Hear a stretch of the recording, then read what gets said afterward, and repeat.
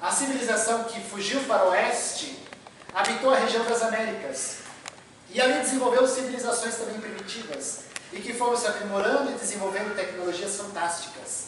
Os maias, mais antigos, os astecas e os incas, mais recentes, mas não deixaram de ter neles o sentimento de corrupção, o sentimento de violência, o sentimento de animosidade com aqueles que invadiam as suas terras e dizimavam a sua espécie. Nós, os europeus, que viemos conquistar e destruímos toda a sua civilização, pela sede do famoso ouro que nasce além do horizonte. Para além das montanhas, o grande chão se reveste de ouro e ali se cobre de todas as lendas. O famoso Eldorado, a crença do ouro inesgotável que poderia haver naquela civilização, a crença que nunca se comprovou e que acabou enganando grandes conquistadores que vieram nas descobertas do nosso continente, conquistando ouro para levá-los para os seus reinos europeus. Veja que a ganância e a cobiça é um sentimento difícil de desenterrar do ser humano. É um sentimento complicado de trabalhar no íntimo do ser. Está enraizado no espírito exilado o sentimento que ainda permanece. Mas Deus e Cristo são muito misericordiosos. Eles dão uma nova chance a esses exilados a reencarnarem mais uma vez. Nesse período, é claro que muitos espíritos conseguiram cumprir a sua missão. Nem de tristezas e glórias foi a história dessas raças. Nessas raças, mãe, surgiram espíritos que provaram o seu valor. E que, provando o seu valor, puderam merecer retornar ao planeta de origem. Foram novamente devolvidos à capela, porque resgataram em si o sentimento que antes não haviam tido no seu interior. Mas muitos outros não tinham. Ainda permaneciam ali engessados depois na vaidade do orgulho. E ao reencarnarem mais uma vez, tiveram a chance de formar a quinta raça humana. Essa raça é a raça dos águias. Os arianos de cor clara. Os arianos de cor clara são aqueles seres mais evoluídos que na época havia. Eles começaram a habitar a região norte. A região norte, eles são seres de cor mais clara, começaram a habitar o mais norte, na região mais ao norte do planeta Terra. Imagina, a região norte hoje é gelo, mas naquela época não. O norte do nosso mundo na época era uma imensa floresta. Uma floresta cercada de uma sociedade, uma civilização que vivia no intenso rigor do frio, porque era frio, mas havia uma grande floresta naquele grande continente, que hoje compreende a Groenlândia, a ilha congelada. E nesse grande continente eles começaram a desenvolver, entre outras conquistas, começaram a se incomodar com os líderes, começaram a sofrer o grande recrudescimento do seu sentimento de egoísmo e de orgulho. Eles permaneceram teimosos em criar líderes rudes, sacerdotisas que mistificavam fenômenos, apresentavam em si situações extremamente absurdas, iludindo a sociedade em nome do poder. E por causa desse abuso, dessa insistência incessante, o continente ártico começou a resfriar. E eles tiveram que ir para outros lugares. Começaram a se debandar para a região da Europa. Lá, guiados por um ser chamado Rama, foram conduzidos para além da Europa, para o continente inabitado, mais ao sul, próximo do Oriente, na região que hoje conhecemos como Índia. E ali desenvolveram a raça hinduísta e os povos primitivos da Mesopotâmia. É por isso que os hindus veneram Rama como um grande deus de todos os deuses. Porque esse deus talvez tenha sido, na crença deles, esse espírito que conduziu aqueles seres na época a irem para a região da Índia, fugindo da fome, da tristeza, do sofrimento e buscando talvez mais uma esperança de ali criarem uma civilização e prosperarem e quem sabe ter o perdão de Deus e intuitivamente retornarem para sua pátria natal, Capela. A partir dessa quinta raça, os espíritos que aqui habitavam permaneceram, porque o espaço de oportunidades que o Cristo havia dado para esses espíritos havia cessado. Não havia mais chances dos seres que aqui estavam provarem o seu valor, porque eles estavam padecendo de um profundo egoísmo e orgulho. Os espíritos exilados de Capela que aqui vieram e permaneceram se mantêm até hoje. Muitos espíritos provaram o seu valor, ganharam a chance grandiosa de retornarem à Capela e retornaram. Espíritos que habitavam as civilizações mais antigas e homens dotados de profunda sabedoria provaram seu valor ao longo dos séculos. e outros que talvez não tiveram a chance de voltar para a capela, inundaram a nossa história com as suas biografias. Espíritos dotados de uma sabedoria diferenciada e que provaram que eram seres dotados de uma vivência muito maior do que os próprios seres da Terra. Podemos enumerar vários que a história nos remonta. Podemos enumerar Krishna, podemos enumerar Buda, podemos dizer Moisés, podemos falar o próprio Cristo, mas este já era o governador da Terra, mas também podemos dizer os apóstolos. São seres que remontavam essa linhagem de espíritos exilados e que não provaram ainda naquela época a chance e o mérito de voltarem para a capela, mas aqui se desenvolveram e provaram o seu valor. Essa é a história dos exilados de capela. Jade, se essa civilização então se exilou, por que então permanece esse sentimento de egoísmo, de orgulho, de vaidade? Esse sentimento permanece porque a civilização que aqui habita no nosso planeta reflete o que Capela passava naqueles tempos. Os espíritos que não aceitaram, em hipótese alguma, o avanço e a evolução do nosso planeta, ainda estão aqui. Mas agora no mundo espiritual, sob a condição do que nós denominamos na literatura espírita, dos dragões. Os espíritos extremamente primitivos, dotados de uma profunda sabedoria intuitiva, mas cercados de profunda maldade. Eles não aceitam nem mesmo reencarnar. Ou melhor, pelo engessamento do seu sentimento de orgulho e de vaidade tão grandioso, muito maior do que todos nós podemos imaginar, eles não têm condições nem mesmo físicas de sustentarem-se no corpo encarnado. Porque o sentimento de ódio que eles têm é muito grande. Eles estão agora aproveitando esta janela do planeta, no mundo de transição, para talvez disseminar a última esperança de subverter aqueles que eles acreditam que não é governador de nada, que é o Cristo. Disseminando intuitivamente a serviço dos seus espíritos a seu serviço, porque da mesma forma que existem benfeitores a serviço do bem, existem malfeitores a serviço do mal. E iludidos por esses seres dotados de sabedoria, disseminam por sobre a terra os fenômenos tristes da obsessão coletiva, gerando conflitos, gerando violência, fomentando guerras, disseminando a maldade e tudo o que há de pior do nosso mundo. Mas ao mesmo tempo que existem malfeitores espirituais, existem benfeitores de luz, que fazem o contraponto, que buscam nos relembrar o quanto nós somos filhos de Deus, o quanto Cristo tem piedade por sobre nós, e o quanto nós podemos ter uma segunda chance sempre, porque ao desencarnarmos, teremos sempre mais uma chance de reencarnar. Esses seres vão ser exilados para outras paragens, para que talvez num outro continente, quem sabe, Deus o saiba, eles tenham uma segunda chance, porque sempre para Deus há uma segunda chance. Sobre o dilúvio bíblico, que muitas pessoas comentam, na verdade é uma grande figuração. Allan Kardec, no seu texto, no seu ensaio do Livro dos Espíritos, fala sobre esse assunto. A forma de linguagem alegórica própria do estilo oriental e que se encontra nos livros sagrados de todos os povos, isso é o dilúvio bíblico. Por isso é prudente não acusar apressadamente de falsas as doutrinas que podem, cedo ou tarde, como tantas outras, desmentir aquelas que as combatem. As ideias religiosas, em vez de perder, se engrandecem ao marchar com a ciência. Esse é o único meio de não mostrar ao ceticismo um lado vulnerável. E o ceticismo paira ainda tão grande no nosso mundo. A falta de crença em si mesmo ainda é grande no nosso mundo. De crer que as coisas vão melhorar. Quantos brasileiros nessa semana, quer tendo uma posição ou outra diante do contexto que está acontecendo, não tenham talvez esse pensamento: e agora que tudo vai piorar de vez? A falta de fé. Quantos têm falta de fé? Então essa prova de fé, de crença no futuro, é que faz com que Allan Kardec coloque a respeito disso. Porque a prova do dilúvio bíblico é uma retratação de um determinado momento nesse processo da evolução das raças primitivas. E essas raças primitivas que evoluíram sofreram cataclismas, abalos, como nós estamos sofrendo, como o nosso povo sofreu. Nós passamos pela Era do Gelo, não se recordam? Nossos homens primitivos, sim. A Era do Gelo que provou para nós o quanto nós resistimos ao frio intenso. E nós estamos passando agora por uma era de uma convulsão social terrível. Uma era de revoluções, de tecnologias, de abastança, sim, mas uma era de muita intolerância. Uma época de muita perversidade.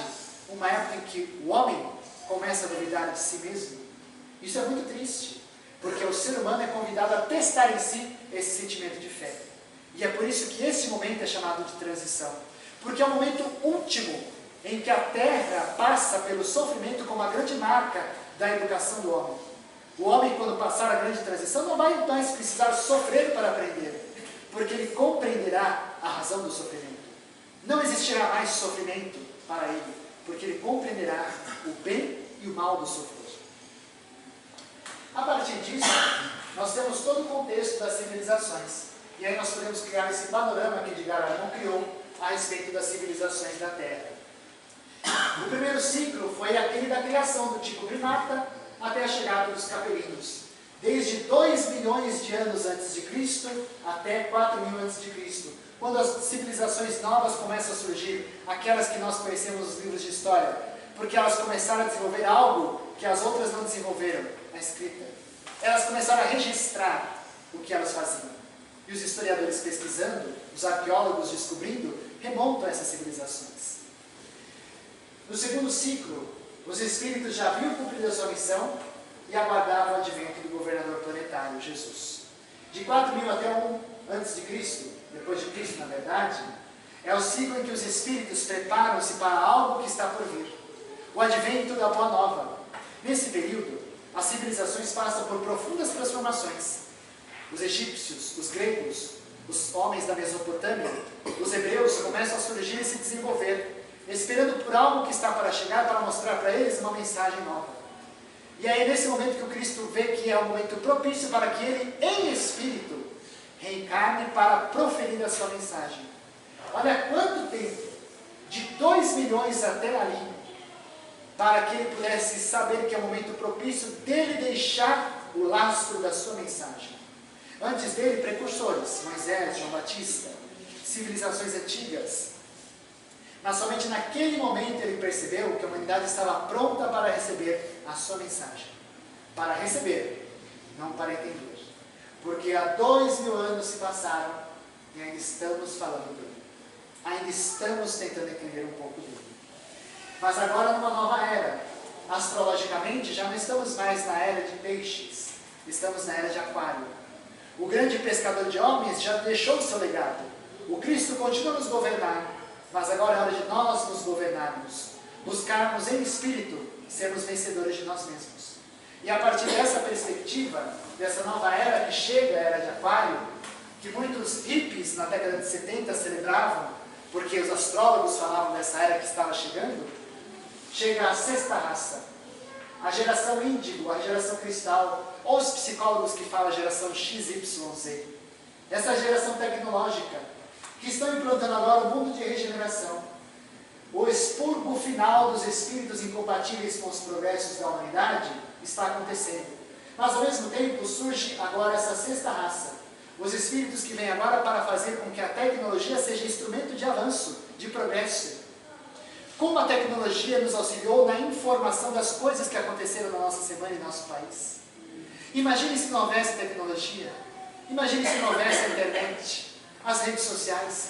É por isso que elas são ferramentas de poderosa carga de informação. Mas da mesma forma que elas informam, elas também desinformam. E nós temos que ter cuidado com isso. Essas ferramentas poderosas, através da nova geração, permitem que a humanidade se esclareça mais, tenha mais transparência, saiba claramente o jogo que está acontecendo. Porque hoje todos nós estamos expostos. Por exemplo, eu, que daqui a algumas horas vou estar lá no site do YouTube. E todos vão saber que aqui, nesse horário, aconteceu uma palestra. Então veja que hoje não há mais espaço para ocultações, para esconder a verdade. A verdade está à mostra para aquele que quiser saber, para aquele que quiser entender. E nesse momento propício surge uma doutrina nova esclarecedora, mostrando que além da vida, existe vida em abundância, que é a doutrina espírita, que surgiu agora, nesta época, nessa ascensão da nova raça, lá no século XIX. Com a ascensão dessa raça e a passagem da transição, surgirá uma outra nova, daqui a alguns milênios. E essa geração já estará totalmente compatível com o bem que prevalecerá na Terra. E esse bem é aquele bem que Santo Agostinho fala no Evangelho segundo o Espiritismo. Lá ele diz o seguinte: Ao mesmo tempo que todos os seres vivos progridem moralmente, progridem materialmente os mundos em que eles habitam. Quem pudesse acompanhar o mundo em suas diferentes fases, desde o instante em que se aglomeraram os primeiros átomos destinados a constituí-lo, vê-lo-ia percorrer uma escala incessantemente progressiva, mas de degraus imperceptíveis para cada geração, e a oferecer aos seus habitantes uma morada cada vez mais agradável, à medida que eles próprios avançavam na senda do progresso. Marcham assim, paralelamente, o progresso do homem e dos animais, seus auxiliares e dos vegetais, da habitação, porquanto nada em a natureza permanece estacionário. Nada permanece parado, tudo se movimenta.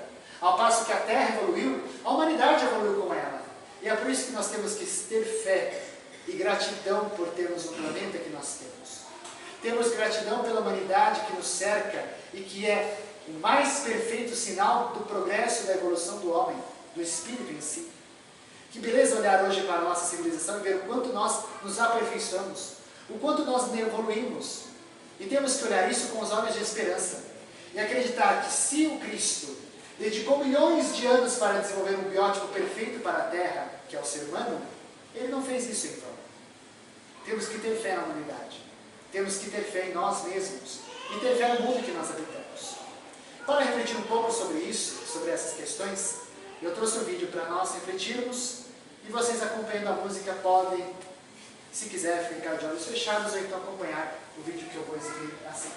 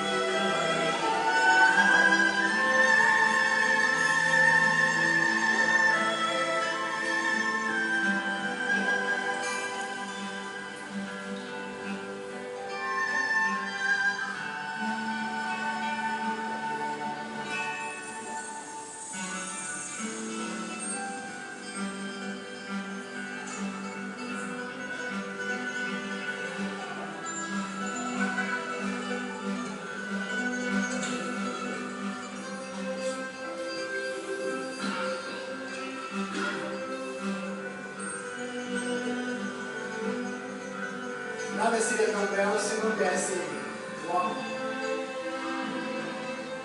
Quanta delicadeza do Cristo em preparar um ambiente propício para que este ser fantástico habitar no nosso meio e fazer dele um altar de maior beleza perante Deus. E somos nós, humanidade.